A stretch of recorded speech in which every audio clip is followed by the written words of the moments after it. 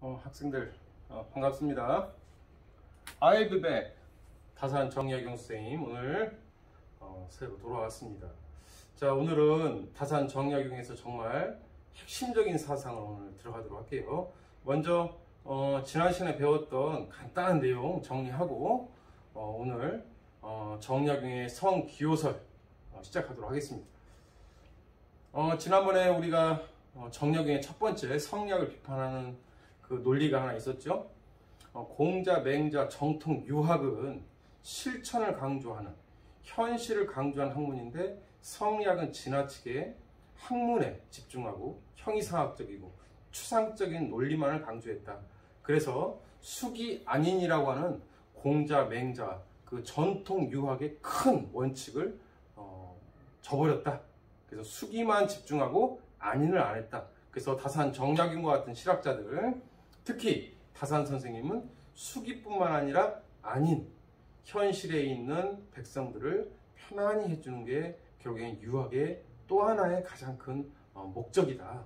그래서 수기뿐만 아니라 안인도 함께 해야 된다. 하지만 현실적으로 성리학은 지나치게 학문, 그렇죠? 지식, 자신의 인격 수양만 하는 것에 너무 치우쳤다. 인격 수양을 한 다음에는 반드시 현실, 세상에 나아가서 헐벗고 굶주린 백성들 곁에서 그들의 아픔을 공감해주고 그들이 더 행복한 안정적인 삶을 살 수 있도록 현실을 개혁하는 역할을 해주어야 진정한 유학이다. 자, 하나 했습니다. 그래서 경학뿐만 아니라 경전에 대한 공부뿐만 아니라 세상을 경영하는 현실 사회에 대한 어떤 개혁적인 그런 책들을 많이 쓴 게 바로 다산 정약용 선생님입니다. 경서유표, 목민심서, 흠음신서 이런 책들을 썼죠. 자, 다산 정약용의 메인, 좀 어려울지 모르겠지만 잘만 따라오세요. 선생님이 사상을 더 깊이 들어가려고 하지 않습니다. 기본적인 이 사람이 어떤 문제의식을 가지고 어떤 의도로 사상을 전개해 나갔는지 그 틀만 이해하면 큰 어려움이 없거든요. 자, 정약용의 성리학 비판, 바로 그 두 번째입니다. 이게 중요하죠.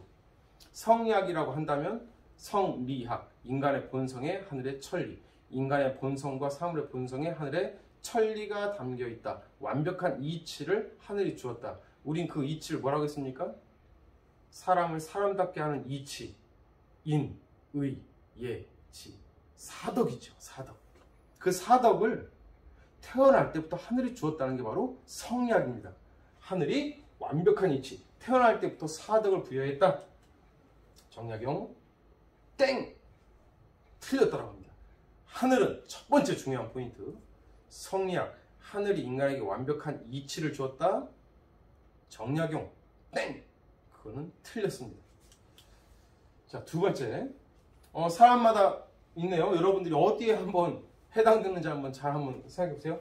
육회 긍정적인 기질을 갖고 있고 자신감 뿜뿜 터지는, 미소를 보세요. 그죠? 자신감 뿜뿜 그런 기질. 냉소하고 무덤덤한 또 기질을 가진 사람, 얼굴이 무표정하네요. 자, 삐짐 시무룩한 약간 부정적인 생각을 가진 기질을 가진 사람, 유머러스하고 항상 타인에 대한 배려를 가지고 있는 기질, 평온하고 너그러운 기질들. 자, 각각 사람마다 기질이 다 다르죠? 우리는 성리학도 배웠습니다. 각 사람들의 타고난 기질에 따라 기질지성, 선한 본성과 악한 본성이 결정이 된다고 배웠었죠. 정약용 땡! 틀렸다고 합니다. 그러면 전반적으로 보도록 합시다. 이 세상은 이와 기로 되어 있고, 성리학, 하늘이 완벽한 이치를 주었고 그 이치가 기에 담겨 있다. 하늘이 주는 완벽한 이치는, 인간의 이치는 인, 의, 예, 지, 사덕이라고 불리는 완벽한 이치를 주었고, 그 다음에 인간이 선하고 악하고는 인간의 기질에 따라서 깨끗한 그릇, 더러운 그릇, 찌그러진 그릇, 이런 것에 따라서 선악의 본성이 결정된다고 했잖아요. 이 모든 걸 다 부정하는 게 바로 정약용입니다. 역시 파격적이지 않습니까? 실질적으로 조선이 성리학의 나라, 선비의 나라라고 했을 때 성리학은 그 당시에 거의 신앙화, 교조화되어 있기 때문에 성리학에 대한 비판 자체가 어떻게 보면은 당시에 학문적인 지식인으로서 거의 정말 말하기 두려운 말했다가는 파면을 당할 수 있을 정도로 아주 그 위험한 발상인데 정약용 성약의 근본을 다 흔들어 버립니다. 자, 그럼 정리해 보도록 할까요? 방금 전에 선생님 얘기했던 거. 인의예지 사덕은 하늘이 준 것이 아니라 인의예지 하늘이 주지 않았다. 누가 만들어 간다? 실학, 인간의 현실 강조하는 실학. 내가 만들어 간다. 인의예지는 하늘이 완벽하게 주었다? No. 하늘은 완벽한 인의예지라고 하는 완벽한 이치를 주지 않았어요. 그럼 인의예지는 누구한테 달리느냐? 하늘이 아니라 나에게 달려있다는 겁니다. 첫 번째. 와, 선악은 나에게 달려있다고. 인간의 자주직권, 주체성이 포인트. 내 본성은 누가 만든다? 내가 만든다는 거예요. 바로 너희들이 주체라는 얘기입니다. 본성 누가 만들어? 하늘이 완벽하게 결정을 해 주었다? 하늘이 완벽한 이치를 줬다? 타고났을 때 기질 결정한다? 다 틀렸다는 거예요. 누가 만들어간다? 바로 너. 네가 어떤 선택을 하느냐에 따라서 주체성, 자주직권에 따라서 네가 선할 수도 있고 악할 수도 있다는 겁니다. 선과 악은 누구에게 달려있다? 바로 너에게 달려있다. 정리 한번 하도록 할게요. 하늘은 인간에게 이치를 주지 않았다. 그래서 성리학 빡! 그죠? 성리학 틀렸다라고 합니다. 인의예지의 본성은 타고난 것이 아니요. 인의예지라는 사덕은, 인의예지는 사람과 사람이 만나는 생생한 삶의 현장 속에서 내가 무엇을 선택하고 내가 어떻게 사느냐에 따라서 만들어질 수도 있고 안 만들어질 수도 있다. 인의예지는 하늘이 준 게 아니라 나에게 달리는 것이다. 인간의 주체성이죠. 역시 실학입니다. 실학의 근본 생각들, 현실, 그리고 그 속에서 인간의 어떤 주체성을 강조하는 철학입니다. 두 번째, 인간의 타고난 기질에 따라서 본성이 결정된다. 찌그러진 그릇, 더러운 그릇, 그죠? 이런 기질들 아까 보지 않았습니까? 나쁜 행동을 하는 놈은 기질이 나빠서라고? 선악은 선천적 기질과는 상관없어. 그럼 또 타고난 기질, 하늘의 이치 다 상관없고 바로 너에게 달려있다는 게 바로 다산 정약용의 근본 사상의 뿌리입니다. 이해되겠죠? 자, 보다 한번 깊이 한번 들어가 보도록 할까요? 자, 기억납니까? 선생님 다시는 생각하기 싫어요. 정말 생각만 해도 이발기발 진짜 이발기발. 자, 하늘이 인간에게도 이치를 줬고 사물에게도 이치를 줬다. 정약용 다 틀렸다라고 합니다. 하늘은 인간에게 이치를 주지 않았다. 하늘은 완벽한 이치를 부여한 적이 없다. 인간은 태어날 때부터 인지를 갖고 있다. 틀렸다. 그렇지 않다. 모든 건 바로 너에게 달려있다. 너의 선택, 그렇죠? 너의 자유의지, 너의 주체성에 달려있다. 정약용입니다. 자, 또 이게 좀 어려운 게 드디어 나왔네요. 그러면 선생님, 정약용은 태어날 때 하늘이 완벽한 이치인 인의예지를 주지 않았다고 한다면 그 맹자의 성선설을 부인하는 거 아닙니까? 아까 선생님 그랬잖아요. 그 공자, 맹자 이후의 모든 유학의 기본은 성선설이다. 근데 다산 정약용 하늘의 이치를 안 줬다? 그럼 선생님 맹자를 배신하는 거 아닙니까? 배신자? 아닙니다. 잘 따라보도록 합시다. 하늘은 인간에게 이치를 부여하지 않았습니다. 완벽한 이치를 주지 않았어요. 단 하늘은 인간에게 이 두 가지를 갖고 있습니다. 인간은 누구나 다 태어나면은 졸리면은 왠지 자고 싶어요. 배고프면은 왠지 먹고 싶어요. 좋은 음악을 들으면 왠지 귀가 쫑긋합니다. 이번 이건희 그 회장이 이제 떠나면서 이건희 그 회장이 소장하고 있는 수많은 명화들을 이제 세상에 기부를 했습니다. 아마 혼자만의 어떤 창고라든가 비밀스러운 공간에서 혼자서 봤던 그림들이 이제는 모든 사람들이 다 볼 수 있는 사회에 기증을 했고 전시회까지 연다고 하죠. 그죠? 인간은 누구나 다 아름다운 그림을 보고 싶어하는 왠지 끌리는 욕망이 있습니다. 인간의 몸은 이렇게 아름다운 그림, 좋은 음악, 맛있는 음식 이런 게 끌린다는 거예요. 그렇죠? 쾌락에 끌리고 고통을 싫어하는 왠지 그런 경향성을 갖고 있다. 경향성, 왠지 끌린다는 거죠. 자, 몸은 쾌락에 끌리고 고통을 싫어하잖아요. 그렇다면 인간의 본성에도 그런 경향성이 있다는 거예요. 인간의 본성은 선은 좋아하고 악은 미워하는 그런 경향성을 갖고 태어났다는 거예요. 그러니까 인간은 누구나 다 선한 것을 보면 왠지 끌리고, 선한 것을 보면 왠지 흐뭇하고 같이 실천하고 싶고, 악한 것을 보면 저건 아닌데, 저 싫은데, 저러면 안 되지, 이런 경향성을 갖고 태어났다는 겁니다. 그렇다면 본성이 있긴 있어요. 근데 이 본성이 완벽한 본성은 아닌 거죠. 완벽한 본성은 아니고 선을 행할 수 있는 가능성, 선에 끌리는 경향성만을 하늘이 줬다는 거예요. 왠지 끌리는. 근데 중요한 것은 성약은 완벽한 본성을 줬잖아요. 정약용 완벽한 본성을 준 적이 없다. 단 선에 끌리는, 왠지 끌리는 이런 경향성을 줬다는 겁니다. 씨앗을 갖고 있다는 거죠. 선할 수 있는 씨앗은 주었다는 겁니다. 하늘이 완벽한 건 아니지만 내가 그것을 키울 수 있는 씨앗은 뿌려줬다는 얘기예요. 따라서 정약용 또한 맹자의 성선설을 계승합니다. 하지만 맹자의 성선설과 조금 약간 다른 해석을 하게 되는 거죠. 자, 인간은 몸은 쾌락에 끌리고, 왠지 쾌락에 끌리고. 선생님이 어제 청주까지 왔다 갔다 자전거를 한 130km 탔어요. 허벅지가 터질 것 같고요. 속리산 그 고개를 오르다가 정말 미치는 줄 알았습니다. 근데 내려오면서 편의점이 있는 거예요. 편의점에 왠지 오늘따라 왠지 환타, 특히 노란색 표지에 파인애플 환타가 왠지 끌리는 거예요. 인간의 몸은 이렇게 왠지 끌리는 게 있다는 거죠. 피곤하면은 쉬고 싶고, 피곤하면은 환타 먹고 싶고, 갈증 나니까 이렇게 끌리는 게 있듯이 인간의 마음에도 선에 끌리고 악에 끌리는 경향성을 갖고 있다는 겁니다. 경향성, 왠지 끌리는 거죠. 왠지. 자, 이니에지 사덕은 하늘이 주지 않았다고 했죠. 방금 전에 완벽한 이치 준 적이 없습니다. 성리학은 이치, 이니에지가 태어날 때부터 있다고 했는데 정약은 아니다. 경향성, 왠지 끌려. 우물에 빠지는 애를 보면은 측은지심이 생기면서 왠지 도와주고 싶어. 그렇죠? 왠지 도와주고 싶어. 불의를 보면 왠지 가서 그건 아닙니다 하고 싶어. 이런 왠지, 경향성만 갖고 있다는 겁니다. 자, 인간의 본성은 왠지 끌리는 경향성이다. 왠지는 선생님의 고유어가 되겠습니다. 정약용은 저렇게 얘기한 적 없어요. 아마 대한민국에서도 수업 시간에 왠지를 쓰는 사람이 없을 것 같은데 왠지 끌립니다. 자, 구조를 한번 잘 보도록 할게요.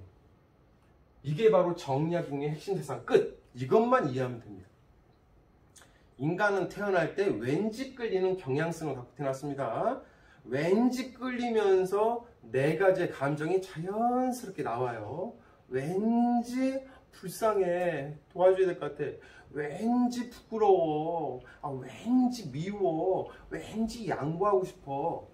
인간은 태어날 때 그래서 인간의 본성에서 자연스럽게 사단이 이제 같이 나오는 거죠. 그래서 이 사단은 정약용 동안 긍정합니다. 인간은 태어날 때부터 왠지 측은해, 왠지 미워. 이것은 갖고 있다는 거예요. 사단은 갖고 있습니다. 사단. 그래서 자, 우물에 빠진 애를 아까 비유했는데 왠지 우물에 빠지면 왠지 불쌍해. 여기서가 중요합니다. 그 다음에 근데 도와줄까 말까는 누구에게 달려있다? 인간에게, 나 자신에게 달려있다는 겁니다. 내가 선택하고 내가 판단합니다. 내가 결정을 해요. 도와줄 수도 있고 도와주지 않을 수도 있죠. 인간은 왠지 끌리는데 왠지 끌리는데 머릿속에 이러고 생각해보니까 괜히 도와줬다가 나한테 피해가 올 것 같고 괜히 또 구설수에 오를 것 같고 도와주지 말자 이럴 수 있잖아요. 어떤 사람은 도와줄 수도 있고. 중요한 포인트는 바로 이겁니다. 2번. 이거를 정약용은 자주집권이라고 표현했는데 인간의 스스로가 자신의 생각과 행동을 결정하는 능력을 갖고 있다는 거예요. 인간은 자유의지죠. 프리윌. 그렇죠? 자, 왠지 측은해. 왠지 측은해.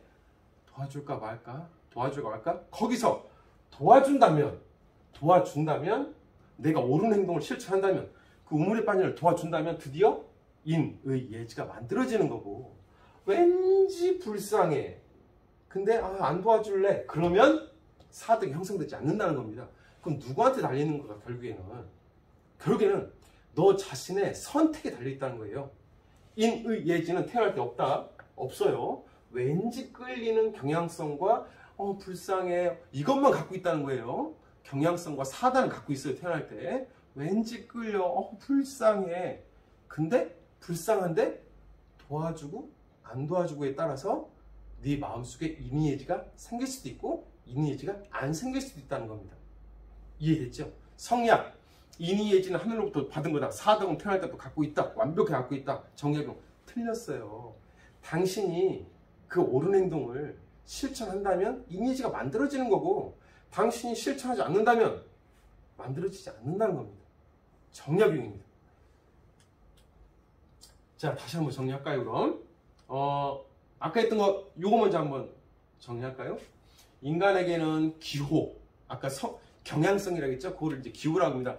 왠지 새우깡이 좋아. 나의 기호식품은 커피야. 나의 기호식품은 사탕이야. 나의 기호식품은 핀란드, 그 뭐죠? 껌 있잖아요? 입이 화한 거? 이름이 기억 안 나네요. 그죠? 껌. 큰일 났습니다. 치매예요, 치매. 단기 기억. 상실증. 예. 아무튼 사람마다 기호식품 있잖아요. 왠지 그걸 좋아하잖아요. 왠지 좋고 왠지 그런 게 끌리고 그러잖아요. 자, 인간에게는 두 가지 기호가 있습니다. 두 가지 경향성이 있다고 보면 돼요. 기호를 경향성이라고 다르게 표현해야 됩니다. 첫 번째, 형구의 기호, 형체. 이 구자 몸구자죠. 우리가 이 표현이 그렇겠지만 시신 1구, 시신 2구 할 때 몸구자거든요. 인간의 형구, 몸에도 기호가 있다는 거죠. 아까 뭐라고 했습니까? 왠지 졸리면 자고 싶고 왠지 맛있는 거 먹고 싶고 왠지 좋은 음악 듣고 싶고 이거를 형구의 기호라고 했습니다. 형구의 기호. 몸에서 끌리는 기호가 있고요. 영지의 기호라고 있어요. 이건 아까 얘기했던 바로 선을 좋아하고 악을 싫어하고 선에 끌리고 악은 싫어하는 그런 경향성을 갖고 있다. 인간의 몸에도 경향성이 있고 왠지 졸려, 왠지 졸려. 그렇죠? 인간의 정신에도 왠지 선에 끌려. 이런 두 가지 기호를 갖고 있다는 겁니다. 어렵지 않죠? 예. 자, 형구의 기호, 영지의 기호 두 가지가 있다. 형구의 기호는 뭐 인간이나 동물이나 누구나 다 생리적 욕구가 있다 보니까 똑같지만 오직 인간에게만, 동물과는 달리 인간에게만 있는 기호는 바로 선에 이끌리는 영지의 기호를 갖고 있다. 왠지 선한 행위에 마음이 끌려 할 건지 말 건지는 너의 선택. 왠지 끌려. 여기서 우리는 형구의 기호는 뭐 이제 중요하지 않습니다. 그죠? 한번 졸려 보이는데 인간만이 바로 선에 끌리고 악을 싫어하는 그런 경향성을 갖고 있다. 왠지 끌려. 근데 가서 네가 할 건지 말 건지는 너에게 달려 있어. 네가 만약에 선한 행동에 왠지 끌리는데 진짜로 했다. 그럼 이미지가 만들어지는 거고 안 했다. 안 만들어지는 겁니다. 정리해 보도록 하겠습니다. 인간은 자연으로부터 독립된 존재인 하늘로부터 자주직권을 부여받은 키워드 이겁니다. 자주직권을 부여받았다. 하늘이 나를 지배하지 않아요. 독립된 존재. 하늘의 이치가 부여되어 있어가지고 하늘이 시키는 대로 내가 살 수는 없잖아요. 인간은 누구나 다 자유의지가 있기 때문에. 자, 하늘로부터 우리는 자주직권. 할까 말까. 그죠? 우물에 빠진 애를 도와줄까 말까. 어려운 사람들을 도와줄까 말까. 그렇죠? 자, 고정된 선한 본성 이니에지는 없다. 계속 반복하고 있습니다. 하늘이 준 이치 이니에지는 없다. 인간의 성은 선을 좋아하고 악을 부끄러워하는 마음의 경향성만 있다. 전문용어로 뭐라고 할까요? 전문용어로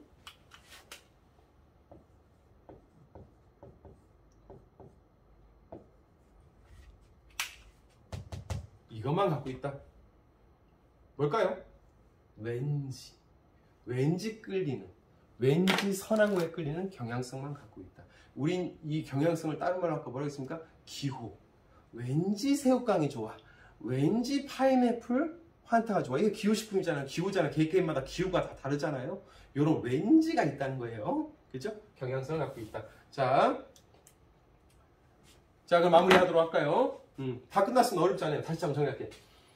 맹절 성선설을 개성하긴 한다. 단 인간은 선을 좋아하는 경향성과 사단은 갖고 있지만 중요한 별표 5,000개 인의예지는 없다. 그게 키워드. 인의예지는 없다. 인간은 왠지 선에 끌리는 경향성과 네 가지 선한 감정인 사단만 갖고 있지 인의예지는 없다. 인의예지 없다. 완벽함은 존재하지 않는다. 자, 나는 등산하면 왠지 환타가 먹고 싶어. 왠지. 나는 왠지 슬픈 장면을 보면 가슴이 맺어. 왠지. 인간은 왠지 끌리는 경향성만 갖고 있다. 인간의 본성에는 하늘이 부여한 이치인 인의예지가 고정되어 있는 것이 아니라 왠지 선한 행위에 이끌리는 마음의 경향성만 있다. 그리고 선한 행위를 하고 안 하고는 바로 누구에게 달려있다? 너의 자유의지, 너의 자주직권, 너의 주체성, 너의 선택에 달려있다. 결국 인의예지라는 본성은 누구? 나에 의해서 모든 것이 만들어질지 만들어지지 않을지가 결정된다. 이거 또 똑같은 얘기 나오네요. 그렇죠? 인의예지는 선천적으로 부여된 것이 아니라 후천적으로 형성되는 것이다. 인의예지는 완벽한 이치는 타고나는 것이 아니라 마음의 경향성, 기호에 따라서 왠지 선에 끌리는, 왠지 끌리는 그에 따라 움직이는 마음을 왠지 끌립니다. 그죠? 사단이 거기서 당연히 발생하겠죠. 왠지 불쌍해, 왠지 더 양보해주고 싶어, 왠지. 2번 자주직권에 따라 선택하고 도와줄지 안 도와줄지, 양보할지 양보 안 할지를 결정하고 그렇게 내가 옳은 행동을 실천하면 드디어 사덕이 형성됨. 따라서 인의예지라고 하는 덕은 선천적인 덕이 아니라 인간이 만들어가는, 내가 만들어가는 후천적인 덕이다. 바로 여기에 키워드가 있겠습니다. 정약용의 핵심은 바로 성리학과 가장 큰 차이점은 바로 인의예지가 하늘로부터 태어날 때부터 받았느냐 아니면 나 스스로가 그거를 만들어 가는 것이냐, 여기에 가장 큰 차이점이 있다고 볼 수 있겠죠. 자, 이제 비유를 한번 해보도록 할까요? 아이가 우물에 빠져서 살려주세요, 응애, 응애가 아니네요. 살려주세요, 그 중국어로 점에야, 그죠? 예, 살려주세요, help me 하고 있어요. 물에 빠진 애를 보고 왠지 측은한 마음이 끌려, 왠지 불쌍해, 왠지 끌려, 그죠? 측은한 마음이 생기면서 도와줘야 될 것 같아. 근데 도와줄지 안 도와줄지는 바로 너의 자유의지에 달려있다. 1단계 다시 1단계 왠지 마음이 끌려, 마음의 경향성. 어떻게 막 끌려, 서양궁에 측은지심이 일어나는 거죠. 불쌍해, 어떡하지, 끌립니다. 2단계 도와줄까 말까, 저 사람을 나에게 달려있는 거지. 자유의지에 따라서 내가 도와줬어, 그래 도와주자, 내가 결정했어. 4단계 인의예지가 형성된다. 안 도와줬을 때는 만들어지지 않겠죠. 자, 이제 종이 날 것 같아가지고 종소리가 끝난 다음에 조금만 더 이어서 하도록 하겠습니다. 자, 방금 종이 났습니다. 감염병 예방 그 안내 멘트도 나왔어요. 자, 성리학과 정약용을 비교하는 그림을 볼게요. 정말 고생 많았습니다. 여러분들이 어떻게 더 쉽게 보여줄까 고민을 해서 만든 내 나름대로의 작품이에요. 자, 성리학, 하늘이 태어날 때부터 뭘 줬다? 인의예지 사덕을 줬다. 그리고 사덕에서 자연스럽게 뭐가 다 연결되어 있다? 실말이 식은수호 사양시비, 사덕 사달, 그러니까 태어날 때부터 다 가지고 있다. 모든 것들의 뿌리는 뭐다? 사덕에서 출발한다. 태어날 때부터 하늘이 딱 줬으니까 사덕에서 출발한다. 사덕이 있다는 단서는 바로 또 사단이 여기서 삐죽삐죽 다 나오기 때문에 우리는 사덕이 있다는 것을 확인할 수 있다. 성리학적 사고관입니다. 성사고관.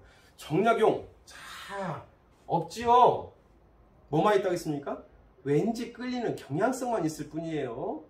그죠? 그러면은 어디서부터 이제 출발을 할까? 인간의 선한 행동은 왠지 끌리면서 뭐가 나온다고 했습니까? 불쌍해, 왠지 불의를 보면서 미워, 왠지 죄를 저지른 다음에 정말 부끄러워. 사단에서부터 출발이 된다는 거예요. 사단에서부터 불쌍해부터 출발한다 이거요. 우물에 빠진 애를 본다. 불쌍해, 왠지 끌려, 도와줘야 될 텐데. 여기서부터 시작돼요. 성리학, 태어날 때부터 인의예지가 있다고 했잖아요. 뿌리처럼. 그럼 여기서부터 시작되잖아요. 이 성리학은 태어날 때부터 사덕이 있으니까. 정약용, 아니요, 이건 없다니까. 사단부터 시작해요. 불쌍해, 도와줄까 말까, 도와줬어, 그러면 사덕이 형성된다. 그럼 순서가 사단에서 시작돼가지고 사덕이 만들어지는 그림이 나오겠네요. 그렇죠? 그렇다면 인간의 사덕은 바로 하늘이 아니라 인간의 주체성이 결정하는 것이다. 정약용, 하늘이 모든 걸 결정한다는 것을 거부했어요. 우리는 왜? 꼭두각시가 아니에요. 인형극이 아닙니다. 하늘이 이렇게 한다고 우리가 그럼 우리 마음대로 뭐 이렇게 움직이는 게 아닙니다. 내 스스로가 결정하는 거지. 정약용이 지금 중요하게 여기는 포인트는 현실에서 인간은 자기 스스로의 욕구가 있고 자기 스스로의 선택할 수 있는 자주지권을 가지고 있다는 거예요. 하늘이 아니라 내가 결정한다는 거죠. 정약용, 하늘이 준 4단에서 출발해서 4단 갖고 있다겠죠? 불쌍해. 이거는 부정할 수 없어. 불쌍해. 부끄러워. 이거는 갖고 있어요. 이거는 4단은. 사덕이 있느냐 없느냐지. 여기서 출발합니다. 자유주의를 실천하는 사덕이 형성된다. 이 그림 아주 중요한 그림이죠. 그죠? 자, 마지막 정약용. 현실 속에 인간을 긍정한다고 했잖아요. 다산 정약용에 따르면 인간은 누구나 다 현실 속에서 욕망을 갖고 있어요. 욕구를 갖고 있습니다. 근데 성략에서 뭐라고 했습니까? 존천리 거인욕. 인간의 사사로운 욕구에 대해서 되게 부정적으로 봤어요. 근데 정약용이 봤을 때는 인간이 살아있다는 것은 무엇인가 I want, I hope, 뭔가 I wish, 뭔가를 바랄 때 인간이 살아있는 거잖아요. 그 욕구가 나쁜 게 아니라는 얘기예요. 진짜 이 욕구가 없는 인간은 죽어있는 나무라고 표현했습니까? 정약용이 그 저서에서. 우린 죽어있지 않잖아요. 현실 속에서 생동함 있게 살아 꿈틀거리는 게 인간이거든요. 자, 우린 이 인간을 뭐라고 불렀냐? 혈기적 인간이라고 불렀습니다. 피지요, 피. 뜨거운 피가 들끓는 인간이에요. 이 욕망을 억지로 죽이려고 하면 안 됩니다. 욕망을 부정적으로 볼 필요가 없다. 인간은 I want, I hope, I wish 이러기 때문에 뭔가 삶의 원동력을 갖고 우리가 행동을 하는 거잖아요. 모든 행동에 바람직한 동기가 될 수 있다. 그래서 이 친구는 자연의 기와 인간의 혈기를 엄격히 구분합니다. 자연은 욕망이 없잖아요. 하지만 인간에게는 욕망이 있습니다. 그렇죠? 왜 우리는 공부합니까? 행복한 삶을 살기 위해서. 어떤 친구는 뭐 좋은 대학교 가서 내가 원하는 직장을 얻으려고, 행복한 가정을 꾸미려고, 정말 한 번밖에 없는 인생, 남들과는 다른 유니크한 나만의 삶을 살고 싶어서 우리는 다 혈기, 욕망을 갖고 있거든요. 인간은 생명 있는 욕구체다. 선을 좋아하고 악을 싫어하는 그것도 욕구죠. 경향성. 왠지 선을 좋아하고 악을 싫어하고, 그죠? 맛있는 거 먹고 싶고, 그죠? 배부르게 먹고 싶은 이런 욕망과 욕구들을 절대 부정하지 마라. 중요한 거는 바로 이거죠. 욕구를 가진 현실적 존재로서의 인간. I want, I hope. 욕구는 인간의 생존과 행동의 원동력이다. 욕구를 부정하지 마라. 단 중요한 포인트는 그 욕망 중에 나쁜 욕망들이 있긴 있습니다. 이것을 우리가 어떻게 조절하느냐, 우리가 어떻게 선택하고 그것을 바람직한 방향으로 이끄느냐, 바로 나의 노력과 나의 어떤 주체성이 그 욕망을 잘 조절하는 것이 중요하지 욕망 자체는 나쁜 것이 아니다. 다산 정약용 상당히 현실적이네요. 자, 정약용 이렇게 친구들을 만났대요. 나 친구 보고 싶어. 외로운 거 싫어해. lonely. 외로운 섬처럼 사는 거 너무 싫어. 친구야, 우리 같이 자주 만나자. 살구꽃 필 때, 복숭아꽃 필 때, 참외가 익을 때, 초가을 연꽃이 필 때, 국화가 필 때, 겨울철 큰 눈이 내릴 때, 화분에 매화를 심을 때 우리 친구를 만나자. 그렇죠? 친구를 만나고 싶어요. 자, 이거는 넘어가도록 하겠습니다. 조금 현실과는 좀 안 맞는 건데요.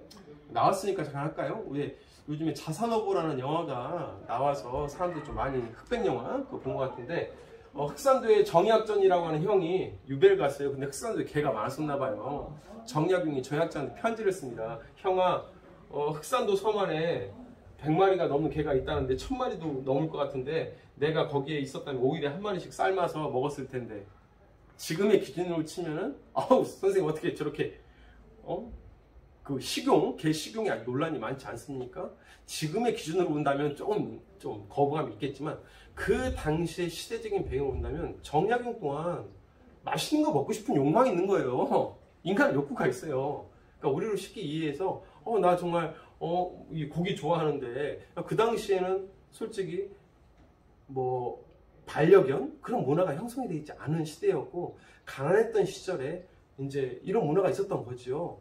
자, 정약용, 나 먹고 싶다. 형아, 부럽다. 어떻게 보면은 참 욕망을 솔직하게 표현했던 정약용입니다. 자, 마무리 정리하도록 하겠습니다. 다산 정약용. 성기호설, 인간의 본성은 기호다. 아까 있었죠? 왠지, 경향성, 마음의 경향성. 똑같은 말이에요. 왠지 선에 끌리고 악을 싫어하는, 그죠? 선은 좋아하고 악은 부끄러워하는 그런 경향성이 있다. 왠지 선을 좋아하고 악을 부끄러워하는 경향성이 있다. 근데 중요한 것은 왠지 끌려, 그렇죠? 불쌍해. 측은지심이 왠지 나를 이렇게 이끌고 있어. 불쌍해. 중요한 것은 바로 자주직권.